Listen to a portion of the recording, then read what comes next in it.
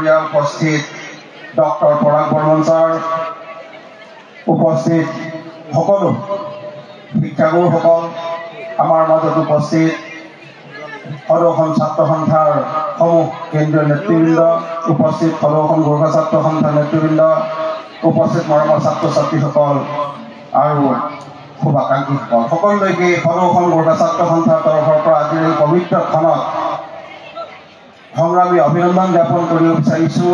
আপোনালোক সকলোলৈকে কৰজোৰে নমস্কাৰ জ্ঞাপন কৰিব বিচাৰিছোঁ।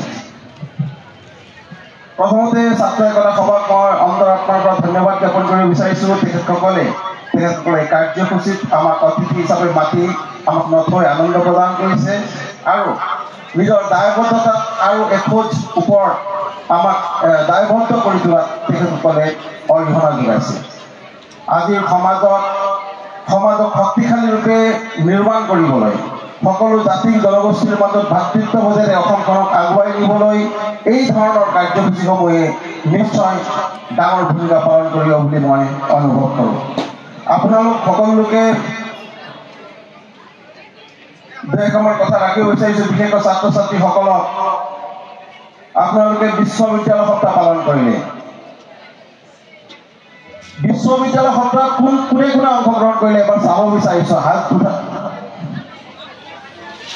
বহুকেইজনে অংশগ্ৰহণ কৰিছে। তেখেতসকললৈ জোৰদাৰ হাত চাপৰি এটা হ'ব লাগে। আৰু যিসকলে অংশগ্ৰহণ কৰা নাই, যিসকলে বিশ্ববিদ্যালয় সপ্তাহত অংশগ্ৰহণ নকৰিলে, তেখেতসকলক অনুৰোধ কৰিব বিচাৰিছোঁ অহা বছৰৰ পৰা যাতে এই ভুলটো নকৰে। তেখেতসকলে সকলোৱে প্ৰতিটো কিবা নহয় কিবা এটা পাৰ্টিচিপেট কৰিব লাগিব।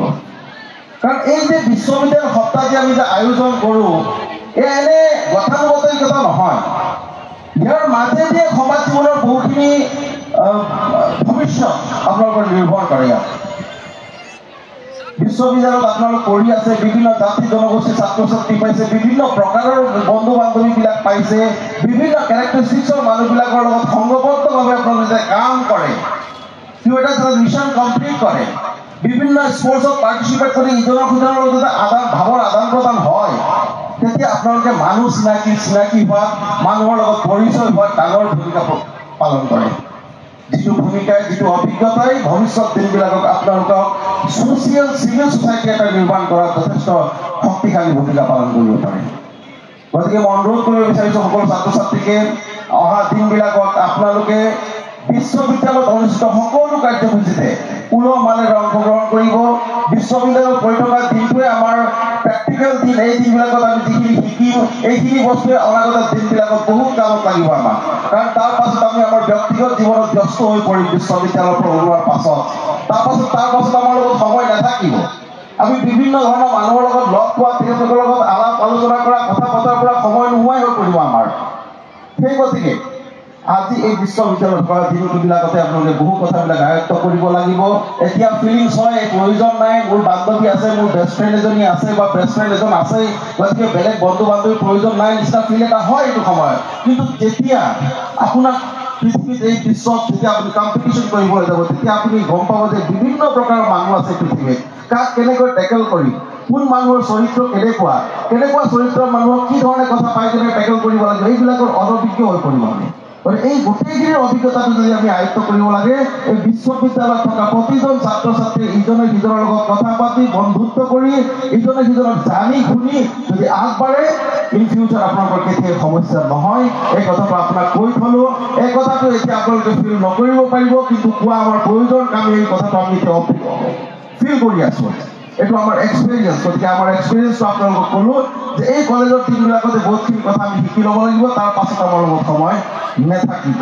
কাৰণ আমাক অসমক বিশেষকৈ এটা ষ্ট্ৰং চিভিল ছ'চাইটি লাগে। আমি ব্যক্তিগতভাৱে বিভিন্ন মানুহে বিভিন্ন ধৰণৰ কাম কাজ, বিভিন্ন প্ৰফেশ্যনত ব্যস্ত থাকিলেও চিভিল ছ'চাইটি আমি ষ্ট্ৰং কৰি ৰাখিব লাগিব। কাৰণ ইউনাইটেড হৈ থাকিলে এখনখনক আমি সুন্দৰভাৱে সজাই পৰাই তুলিব পাৰিম। ইজনে সিজনৰ কথা ভাষা জানা, ইজনে সিজনৰ খাদ্য সম্ভাৰৰ বিষয়ে জানা, অথবা বিভিন্ন জাতি জনগোষ্ঠী, অসমৰ কিমান সৰু সৰু জাতি জনগোষ্ঠী আছে, সকলোৰ বিষয়ে যদি আমি সমানে সম্যক জ্ঞান লৈ যদি আগবাঢ়ো, তেতিয়া আমি নিশ্চয় অনাগত দিনত এজন সুন্দৰ অসমীয়া, এজন অসমৰ সুনাগৰিক হিচাপে নিজকে প্ৰতিষ্ঠা কৰিব পাৰিম।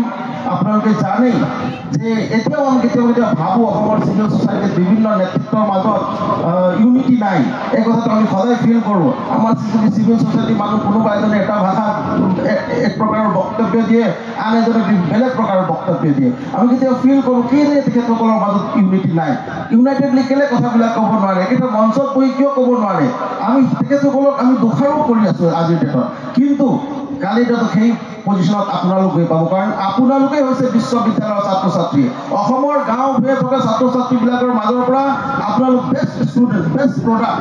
আপোনালোকেই গৈ কেনে ভৱিষ্যত দিনত অসমখনক লিড কৰিব লাগিব। যেতিয়া আপোনাৰ পাল পৰিব সেই সময়তো এই একেই পৰিস্থিতি হ'ব। গতিকে আপোনাৰ সময়ত আপুনি যেতিয়া সমাজ জীৱনৰ নেতৃত্ব ল'ব, সেই লোৱা সময়ত যাতে সেই পৰিস্থিতিটো নাহক, তেতিয়া অনৈক্য নাথাকক নিজৰ মাজত। তাৰ কাৰণে আজিৰ পৰাই ছাত্ৰ ছাত্ৰীৰ মাজত ইউনিটি হোৱাটো প্ৰয়োজন।